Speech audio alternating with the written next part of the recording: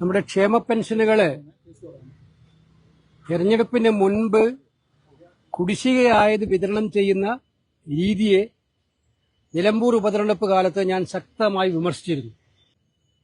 ഈ സർക്കാർ അധികാരത്തിൽ വരുമ്പോൾ 2500 രൂപ പെൻഷൻ കൊടുക്കും എന്ന് പറഞ്ഞ് അധികാരത്തിൽ വന്ന സർക്കാരാണ്. ഇപ്പൊ സർക്കാരിന്റെ കാലാവധി തീരാൻ പോകുന്ന സമയത്തും 1600 രൂപ മാത്രമാണ് നൽകുന്നത്. അതും കുടിശ്ശികയാക്കിയിട്ട് തിരഞ്ഞെടുപ്പ് കാലത്ത് നൽകുന്ന രീതിയെയാണ് ഞാൻ വിമർശിച്ചത്. അതിനെതിരായിട്ട് ഒരുപാട് കോലാഹലമായിരുന്നു. ഇവിടെ എന്റെ വീട്ടിലേക്ക് മാർച്ച്, കോലം കത്തിക്കുക, എന്തെല്ലാം കോലാഹലങ്ങളായിരുന്നു. നിങ്ങൾ മനസ്സിലാക്കേണ്ടത് 16-ാം തീയതി ഇലക്ഷൻ 19-ാം തീയതി ആയിരുന്നു. 16-ാം തീയതി സർക്കാരിന്റെ ഒരു ഉത്തരവ് പ്രഖ്യാപനം, ധനമന്ത്രിയുടെ പ്രഖ്യാപനം, ഈ മാസത്തെ കുടിശ്ശിക 20-ാം തീയതി മുതൽ വിതരണം ചെയ്യും.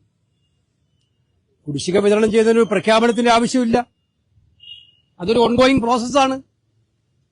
അതൊരു സർക്കാർ ഉത്തരവ് വേണമെങ്കിൽ ആ സർക്കാർ ഉത്തരവിലൂടെ കൊടുത്താൽ മതി. അതിനു പകരം ധനമന്ത്രി പത്രക്കുറിപ്പിറക്കി പത്രപ്രവർത്തകരുടെ വാട്സപ്പ് മെസ്സേജുകളുടെ മെസ്സേജ് നൽകി അദ്ദേഹത്തിന് നേരിട്ട് അദ്ദേഹം തന്നെ 20-ാം തീയതി മുതൽ വിതരണം ചെയ്യും.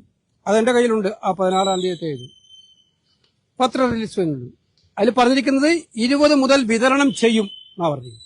ഇന്ന് 21-ആയി. ഇപ്പോഴും ഞാൻ ട്രഷറിയിൽ അന്വേഷിച്ചപ്പോൾ ഇന്നും പണം വന്നിട്ടില്ല. ആ തിരഞ്ഞെടുപ്പ് ദുരുപയോഗം ചെയ്യുന്നതിന് വേണ്ടിയിട്ട് മാത്രമായിരുന്നു 16-ാം തീയതി പ്രഖ്യാപനം. അത് ചട്ടങ്ങളുടെ ലംഘനമാണ്, നഗ്നമായ ലംഘനമാണ്. തെരഞ്ഞെടുപ്പ് ചട്ടങ്ങളുടെ നഗ്നമായ ലംഘനമാണ് നടത്തിയത്. നിലമ്പൂരിലെ വോട്ടർമാരെ സ്വാധീനിക്കാൻ വേണ്ടി പെൻഷൻ വിതരണം ചെയ്യുന്നു പ്രഖ്യാപിച്ചു. ഇപ്പൊ 20 കഴിഞ്ഞ് 21 ആയിട്ടും പെൻഷൻ വിതരണമില്ല. ഇത് കബളിപ്പിക്കുന്ന ഗവൺമെന്റ്. ഞാൻ പറഞ്ഞത് അക്ഷരം പ്രതി ശരിയാണെന്ന് അവരുടെ തന്നെ നടപടിയിലൂടെ വീണ്ടും തെളിയിച്ചിരിക്കുകയാണ്. ഇതിപ്പോ 20-ാം തീയതി കൊടുത്തില്ല, 21-ന് കൊടുത്തില്ല, വീണ്ടും ജനങ്ങളെ കബളിപ്പിക്കുകയാണ്. അതുകൊണ്ട് ഈ കാര്യത്തിലുള്ള കള്ളക്കളി സർക്കാർ അവസാനിപ്പിക്കണം. എന്തായാലും ഇത് തെരഞ്ഞെടുപ്പ് ചട്ടങ്ങളുടെ ലംഘനം. തെരഞ്ഞെടുപ്പിൽ UDF-ന് ഇന്നലെ ഞാൻ പറഞ്ഞതിനോട് നല്ല ആത്മവിശ്വാസമുണ്ട്. നല്ല ഭൂരിപക്ഷത്തോടെ ജയിക്കും UDF എന്നതിൽ സംശയമില്ല. അത് ഉറപ്പായിട്ടായിരിക്കും പൈസ കൊടുക്കാത്തത്, ഇപ്പൊ റിലീസ് ചെയ്യാത്തത്.